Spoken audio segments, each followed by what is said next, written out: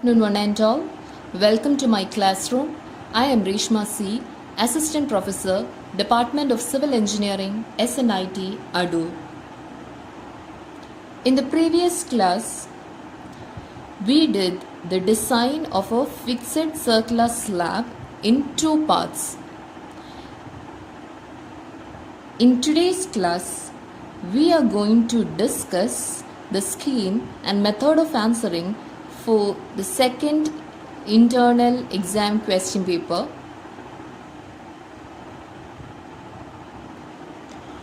First question was to design a circular roof slab fully restrained at edges of inside dia 5.5 meter supported on brick walls of thickness 230 mm.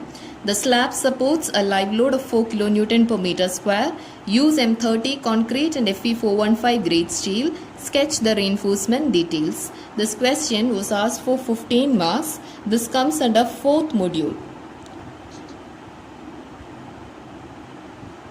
In short, the calculation of load and moment carries 3 marks. Then the check for depth carries 2 marks. Reinforcement at center carries 3 marks. Reinforcement at edge carries 3 marks. Check for shear carries 2 marks. And the detailing carries 2 marks. Altogether 15 marks. Now let's see a glimpse of the design. So we are given all these data in the question. In the first step, we have to calculate the load, that is the self weight of slab, then the live load together makes the total load. Either you can factorize it here or you can factorize in the later step. Moving on to the design of section, where you have to find out the circumferential moment at center, circumferential moment at the edge, radial moment at the center, and radial moment at the edge. M theta represents the circumferential moment and MR represents the radial moment. According to the specifications, circumferential moment at the center is WA square by 16. Also, the radial moment at center is WA square by 16. Then the radial moment at the edge is minus 2 by 16 WA square, and circumferential moment at the edge is 0. That is, for a fixed circular slab, circumferential moment is 0 at the edges and WA square by 16 at the center.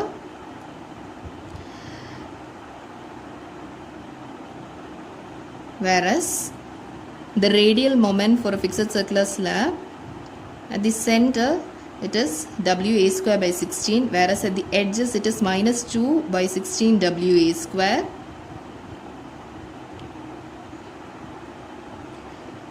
The point of inflection is at a distance of A by root 3. So we can find out this, we have to find out this A by root 3. A is the radius of slab, diameter is given, we can find out the radius. So A by root 3 gives the point of inflection from center. Then we have to find out the distance of point of inflection from the edge. For that, we have to subtract this A by root 3 from the radius. After that, we have to find out D required from the maximum bending moment. Maximum bending moment will be obtained from this step. Then using M is equal to 0.138 FCK BD square, since this is a 415 grade steel.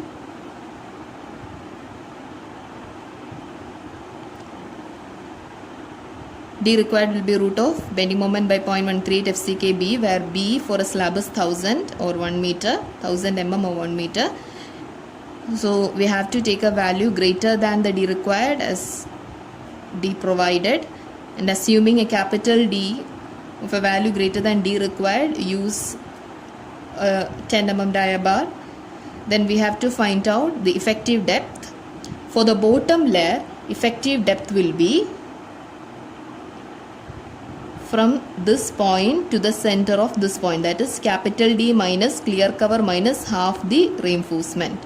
That will be the D for bottom layer, and D for the top layer, that is from this point to the center of this point, that is capital D minus clear cover minus reinforcement dia minus half the diameter of reinforcement.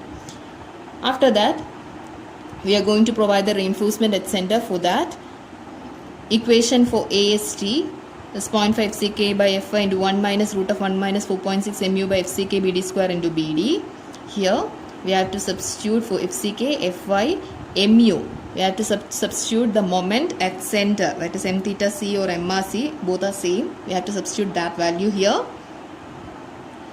Also, we have to factorize the moment since we haven't factorized the load here, and substitute the value of 1000 for B, and the value of D is the effective depth at top layer.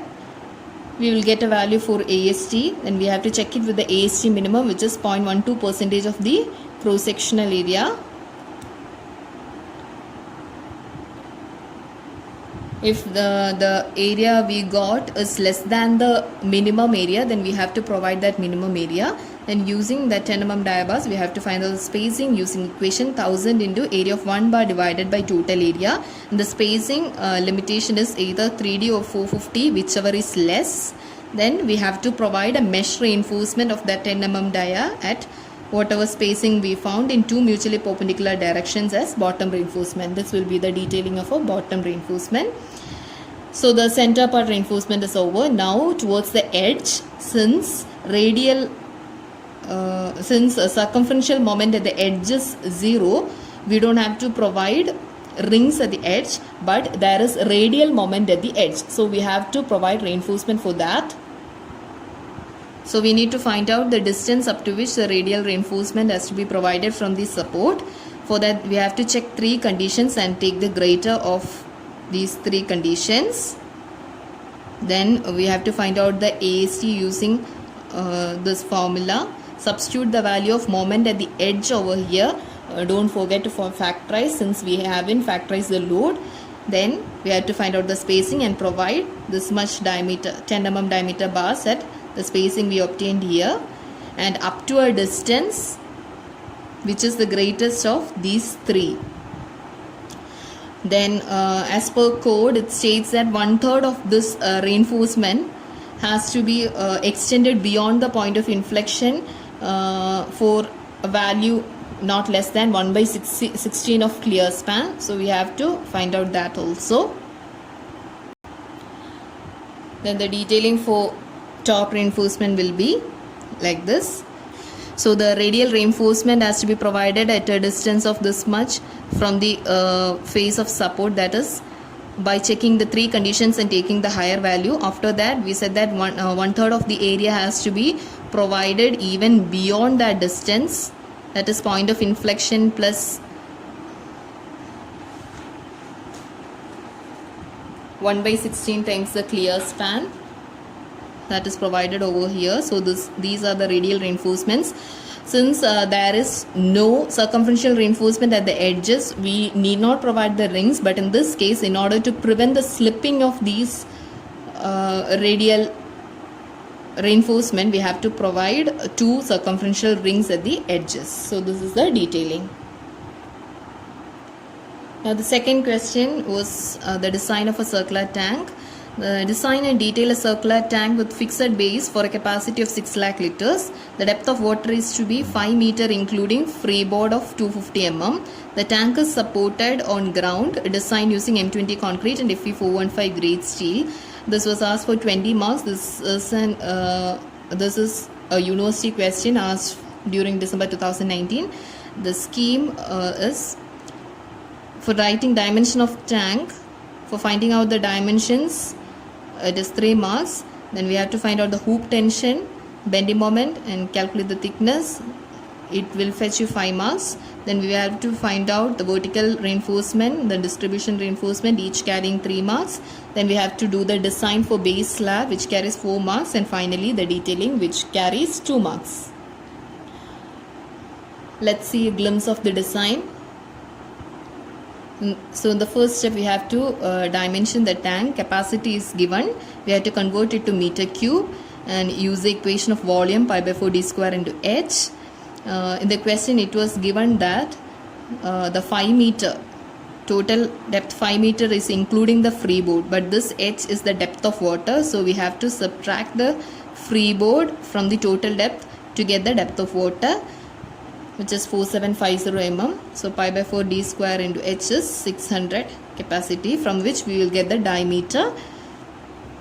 So we got the diameter, we got the depth of water, and we know the total depth of tank. Then we can find out thickness using 30H plus 50. Then we have to design the tank wall for hoop tension. For that, corresponding to the sec square by dt, we can obtain the equation for hoop tension from table 9 of IS 3370. Coefficient into W into H into R, where this is the unit weight, H is the total height, and R is the radius diameter divided by 2.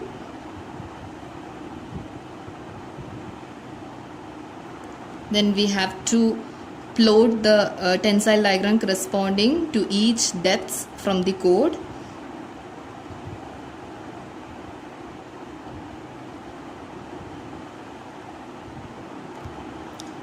We will get the coefficients corresponding to each depth from the code. Then we have to substitute these coefficients in this equation to get the maximum, to get the tension corresponding to each depth. Then we will get these values, from which we have to take out the maximum value. So the maximum value is 197.6 kilonewton per meter. Now, according to table 4 of IS 3370, the permissible tensile stress is 130 Newton per mm square. So we got the maximum hoop tension. Now we have to design for the hoop reinforcement. For that, we have to find out the AST required. Then we have to find out the AST on one face and provide a particular diameter bar at particular spacing on both faces. Then we have to check for the tensile stress, and if it is safe, then we have to move on to the design for bending moment. From table 10, we get that equation for bending moment is coefficient into W into H cube. Then we have to find out the coefficients corresponding to these depths. Substituting these coefficients in the equation, we will get the bending moment corresponding to each depth and plot the diagram. From this, we can take the maximum bending moment value. We have to find out the design constants N, K, J and Q. Then to check for D, we have to take the maximum bending moment. Then D required has to be found out using equation root of M by Q into B. Then we have to check if the D provided is greater than D required, then it is safe. Then we have to design for the negative bending moment. We have to find out the AST using negative bending moment by sigma ST into J into D provided. Check with the minimum AST also.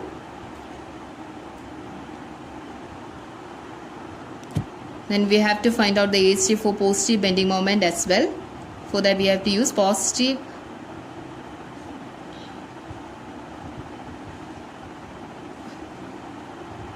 moment by sigma ST into J into D. Then check with the minimum AST and provide reinforcement. Then we have to check for shear, that is we have to check if toe E is less than toe C. Then we have to design for the base slab by assuming a suitable base slab thickness. There also we have to check with the minimum AST and provide reinforcement. Finally, we have to design for the honge, check for bearing pressure of soil and do the detailing. Now the third question, part A, was what is loss of stress in pre-stress? List the losses in pre-stress. It was asked for 6 marks. Its explanation carries 2 marks, as well as stating each loss as well as describing of each loss carries 4 marks. You have to explain each loss with formulas.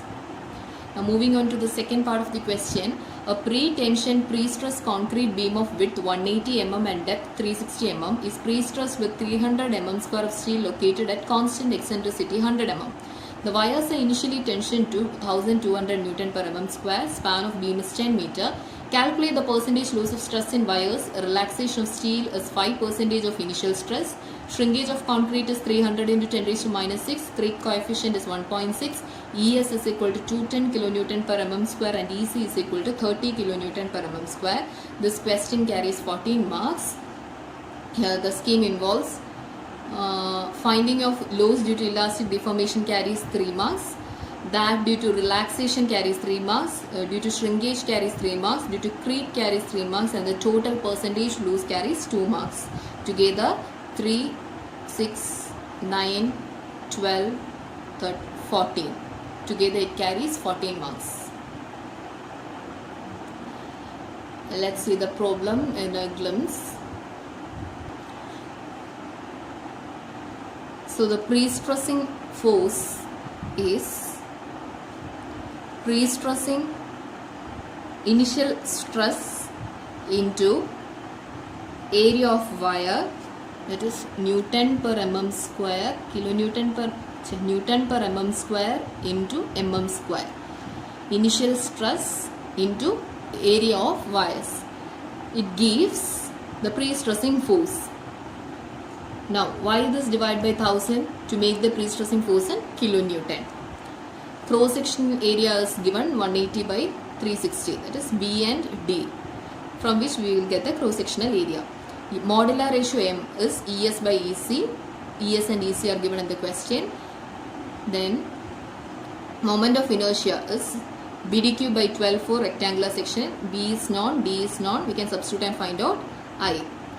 Now, to find FC, we have to use the formula P by A plus PE square by I. P by A plus PE square by I. We know the value of P, it is 360 kilonewton. So 360 into 1000, it becomes 360,000 Newton divided by area 180 into 360 plus P. We know the value of P. We know the value of eccentricity, it is 100. Therefore 100 square or 100 into 100 divided by I we found out here, from which we get the value of FC. After getting FC, we have to find out the loss due to deformation of concrete by using the formula M into FC, where M is 7 and FC is found out here. Substituting, we get the value of loss of pre-stress due to elastic deformation.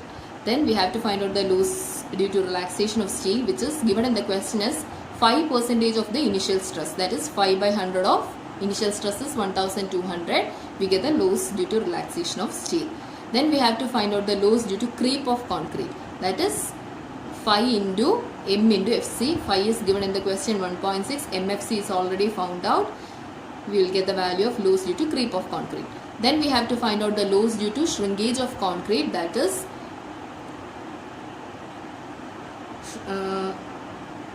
ES into epsilon C. Epsilon C is given in the question. ES is also given in the question, from which we get the loss due to shrinkage of concrete. Finally, the total loss in stress is the sum of these, and we have to find out the percentage loss by dividing this total loss by the initial stress into 100.